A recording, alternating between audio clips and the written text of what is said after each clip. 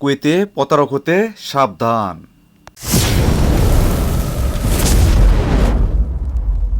RS Rafiqul blog, প্রবাসীর কষ্ট। আসসালামু আলাইকুম, আমি রফিকুল ইসলাম, কুয়েত প্রবাসী। কাছে কিংবা দূরে, দেশ কিংবা প্রবাসী, যে যেখান থেকে দেখছেন আমাদের এই চ্যানেলটি, সবাইকে জানাই স্বাগতম। যারা ফেসবুক পেজ থেকে দেখছেন অবশ্যই আমার ফেসবুক পেজটিকে ফলো দিয়ে রাখবেন, আর যারা ইউটিউব চ্যানেল থেকে দেখছেন অবশ্যই সাবস্ক্রাইব করে রাখবেন। নতুন নতুন কুয়েতের খবর পেতে আমাদের সাথেই থাকুন আপনারা। আজকে আমি কুয়েতের মধ্যে যে প্রতারকের ফাঁদে পড়ছেন আপনারা কীভাবে, সে বিষয় নিয়ে কথা বলবো। আপনারা আপনাদের ফেসবুক আইডিতে বিভিন্ন সময় দেখতে পারেন বিভিন্ন অ্যাড। আপনাদের কি লোন লাগবে? আপনার লোন লাগলে আমাদের কাছে চলে আসুন, আমরা আপনাদেরকে লোন দিব। এরকম টাইপের কিন্তু অনেক অ্যাড বেস আপনারা দেখতে পারেন বা অ্যাড দেখতে পারেন আপনাদের ফেসবুকের মধ্যেই। কারো দরকার হয়তো অনেক সময় সিভিল আইডি কার্ডের জন্য অনেক সময় টাকা লাগতে পারে, যে সময় আপনার কোথাও থেকে টাকা পাচ্ছেন না, তখন কিন্তু আপনারা কোনো উপায় বা ওয়ে না পেয়ে কিন্তু আপনারা চলে যান এইসব অ্যাড দেখে তাদের অফিসে, কিংবা তাদেরকে ফোন করেন আপনারা যে আপনাদের টাকা লাগবে। বিশেষ করে 17 ও 18 নাম্বার যে ভিসাদারি বা আকামাদারি যে লোকেরা, তারাই কিন্তু এই কাজগুলো বা এইসব ফাঁদে কিন্তু বেশি পা দিয়ে থাকেন। অনেক সময় দেখা যায় কোম্পানি চেঞ্জ করতে গেলে কিংবা বাড়িতে কোনো প্রয়োজনে কিন্তু টাকার প্রয়োজন হয়, তখন কোনো ওয়ে না পেয়ে চলে যান তাদের এই অ্যাড ব্যাচ দেখে বা অ্যাড দেখে তাদের অফিসে তাদের টাকার জন্য। সে সময় কিন্তু আপনার কাছে তারা কিন্তু বিভিন্ন ফর্মে কিন্তু সাইন করে রাখায়, এমনকি তারা আপনার পাসপোর্টের ফটোকপি, এমনকি আপনার সিভিল আইডি কার্ড যেটা আকামা বলি সেই ফটোকপি দিচ্ছেন। বা এই সময় তারা কি করে, আপনাকে সাথে নিয়ে বিভিন্ন সিম কোম্পানিতে চলে যাবে। বিভিন্ন যেমন অরিডো আছে, বিভা আছে, আপনার বিভিন্ন রকমের সিম কোম্পানিতে চলে যাবে। সেখান থেকে একটি সিম তুলবে, এর পাশাপাশি আপনার দ্বারাই কিন্তু আরেকটি ফর্মে সাইন করে রাখবে, যে ফর্মের দ্বারা আপনারা যে সিম কোম্পানি থেকে আইফোন কিংবা অন্য অন্য যে কোনো কম্পিউটার, ল্যাপটপ এরকম টাইপের কিন্তু অনেক সময় তারা বিভিন্ন জিনিস নেবে, নিয়ে আপনার উপর কী করে দেবে, যে বড় অঙ্কের একটা দায়ভার চাপিয়ে দেবে। যেমন আপনাকে দেবে 100 দিনার, আপনাকে দেবে 100 দিনার বা আপনার 500 দিনার প্রয়োজন আপনার, তখন আপনি কি করবেন? প্রথম কিন্তু তারা কিন্তু বেশি টাকা দিবে না, প্রথমে আপনাকে দিবে জাস্ট 100 দিনার বা 150 দিনার দিবে।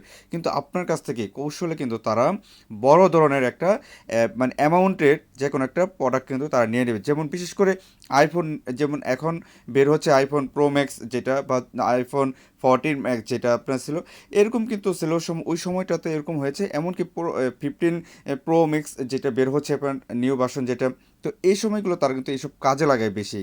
বা আপনার ল্যাপটপ টাইপের একটা বড় ধরনের কোনো একটা জিনিস তারা নিয়ে নেবে আপনার কাছ থেকে সাইন করায়, কিন্তু আপনার কাছে যে মানে খপ্পরে ফালায় যে আপনাকে করে নেবে, আপনি কিন্তু টেরও পাবেন না কিন্তু তার কাছ থেকে।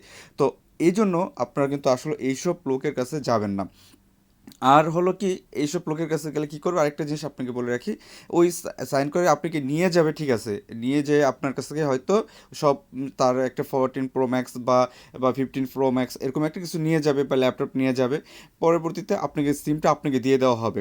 দিয়ে দেওয়ার পর আপনার কিন্তু যে নাম্বার আপনি তার সাথে যোগাযোগ করতেন, সেই নাম্বারটি কিন্তু আপনাকে ব্লক করে দেওয়া হবে বা অফ করে দেওয়া হবে। সেই নাম্বার দিয়ে আপনি আর তাকে ট্রাই করলেও পাবেন না।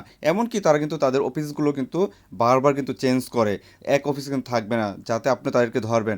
কিন্তু আপনি কিন্তু 1 মাস বা 2 মাস যাওয়ার পর বা 3 মাস যাওয়ার পর আপনি কি করবে, সেই কোম্পানি আপনাকে ফোন দিতে থাকবে। কেন?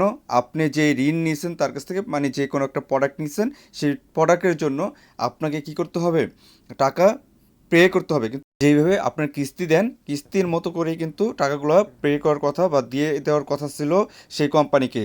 কিন্তু আপনি কিন্তু সেই কাজগুলো করেননি, যে কারণে আপনাকে বারবার তার ফোন দিতে থাকবে। এমনকি আপনার কিন্তু যদি আপনার সেই টাকাগুলো দিতে ব্যর্থ হন, বা 700 দিনার, 800 দিনার, বা এরকম মনে হবে যে আমি আরেকজনের কাছ থেকে টাকা নিলাম, আর এত টাকাও তো নেই, অল্প টাকা নিলাম যার কাছ থেকে, সে তো আসলে ওটা ফোন দিচ্ছে না, ফোন দিচ্ছে আমাকে কেন, অফিস থেকে ফোন দিচ্ছে, বিভিন্ন সিম কোম্পানি থেকে আমাকে কেন ফোন দিচ্ছে, এরকমটা মনে হইতে পারে। কিন্তু সে যে আপনাকে খপ্পরে ফালায়া, যে আপনাকে যে বড় ধরনের একটা অ্যামাউন্টের একটা প্রোডাক্ট নিয়ে গেছে, নিয়ে কিন্তু কিন্তু সে কিন্তু সেল করে দিছে, তার বেনিফিট হয়ে গেছে। তো আপনাকে কিন্তু এই বেনিফিটের ইটা কিন্তু মাসোয়ারা কিন্তু দিতে হবে। এইভাবে কিন্তু আপনারা কিন্তু প্রতারিত হচ্ছেন বা অনেকে হয়েছে কিন্তু আমরা জানতে পারছি, বা অনেকে বলছে। আজকেও একজন লোক আমাকে বললো এই কথাটা, যে সে নাকি এরকমভাবে প্রতারিত হচ্ছে। সো আপনাদেরকে যে প্রতারকের হাত থেকে যাতে আপনারা বাঁচতে পারেন, তার জন্য আজকে এই ভিডিওটি তৈরি করা। তো আপনারা এই কাজগুলো আসলে কখনোই করবেন না। যদি আপনাদের লোন লাগে বিভিন্ন ব্যাংকের থেকে, যদি আপনার লোন পাওয়ার যোগ্য থাকেন, তাহলে কিন্তু আপনার বিভিন্ন ব্যাংক থেকে কিন্তু আপনাকে লোন নিতে পারেন। আর যদি না হয়, তাহলে কিন্তু আপনার অন্য কোনো ওয়ে থেকে নিতে পারেন। কিন্তু কখনো এইসব মানে ফাঁদে পা দিবেন না। ফাঁদে পা দিলে কিন্তু আপনার বড় ধরনের কিন্তু একটি ক্ষতি হয়ে যেতে পারে। এমনকি যদি আপনার নামে মানে তারা কোনো পদক্ষেপ নেয়, পদক্ষেপ তো অবশ্যই নেবে। তো পদক্ষেপ নেয়, তাহলে কিন্তু আপনার জন্য হয়তোবা অনেক বড় ধরনের একটা ক্ষতি হয়ে যেতে পারে। সো এরকম যদি আপনার কাছে মনে হয় যে এই ভিডিওটি অনেক গুরুত্বপূর্ণ, তাহলে অবশ্যই কিন্তু বেশি করে শেয়ার করে দেবেন, সবার মাঝে পৌঁছে দিবেন। কারণ এটা দেওয়াতে ফলে কি হবে, যে অনেকে যারা নতুন আসছে, কিংবা অনেকে অনেকে টাকার জন্য কিন্তু এরকম কাজ কিন্তু করছে, যে আসলে লোনের জন্য যাচ্ছে, তারা কিন্তু এরকম ফাঁদে পা দিবে বা তাদের প্রতারিত হবে। তার থেকে যাতে তারা মুক্তি পেতে পারে, তার জন্য আজকে ভিডিওটি কিন্তু করা। সো যারা এখন এই ভিডিওটি দেখছেন, অবশ্যই শেয়ার করে দিবেন, সবার মাঝে ছড়িয়ে দিবেন। এরকম কিন্তু প্রতারকের হাত থেকে যাতে আপনারা বাঁচতে পারেন। এমনকি যারা মনে করেন আপনার এই ভিডিওটি না দেখছে, তাদেরকে আসলে যারা আমার সাথে অ্যাড নেই বা যারা আমাকে ফলো করে না এখনও পর্যন্ত, তারা কিন্তু আসলে এই বিষয়টা সম্পর্কে জানবে না। তারা অবশ্যই আপনারা বেশি করে শেয়ার করে দিলে তারা কিন্তু এই বিষয়টি সম্পর্কে জানতে পারবে। সো আপনাদের একটা রিকোয়েস্ট থাকবে, যাতে বেশি করে যাতে আপনারা এই ভিডিওটিকে শেয়ার করে দেবেন, যাতে আপনারা প্রতারকের হাত থেকে বাঁচতে পারেন। আর আপনার এই যেই ডকুমেন্ট, যেমন আপনার সিভিল আইডি কার্ড, পাসপোর্টের যে ফটোকপি, এগুলো কিন্তু আপনার দেওয়ার আগে, কারোর সাথে শেয়ার করার আগে কিন্তু অবশ্যই কিন্তু চিন্তা ভাবনা করে পরবর্তীতে কিন্তু আপনারা এইসব দিবেন বা আদান প্রদান করবেন। তো এগুলো ডকুমেন্টগুলো না দেওয়াটাই সবচেয়ে বেটার কাউকে, কারণ আপনার ডকুমেন্টগুলো আপনার কাছে রাখাই ভালো। তবে যদি আপনারা দেন, তবে আপনারা খুব সতর্কতার সহিত এইসব ডকুমেন্টগুলো দিতে পারেন। সবাইকে ধন্যবাদ জানিয়ে আমি এখনও ভিডিওটি শেষ করছি। যদি ভালো লাগে শেয়ার করে দিবেন সবার কাছে। সুস্থ থাকুন, ভালো থাকুন, আর আমাদের পাশেই থাকুন। বিদায় নিচ্ছি, রফিকুল ইসলাম, কুয়েত থেকে। আসসালামু আলাইকুম।